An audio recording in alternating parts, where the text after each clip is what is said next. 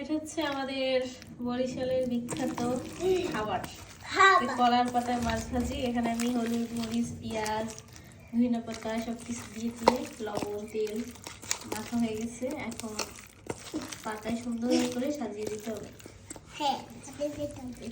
একটু বেশি মরিচ টরিচ দিলে এটা বেশি টেস্ট হয়। এখন একটু সুন্দর করে পাতায় আগে লবণ আর তেল দিয়ে দিয়েছি যাতে পাতায় না লেগে যায়। সুন্দর করে সাজিয়ে দিতে হবে।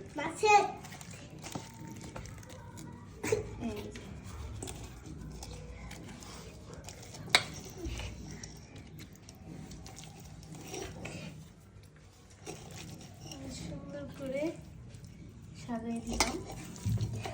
মাছটা একটু এইভাবে দিয়ে দিলে ভালো লাগবে দেখতে। পেঁয়াজটা সাইডে দিয়ে দিলাম।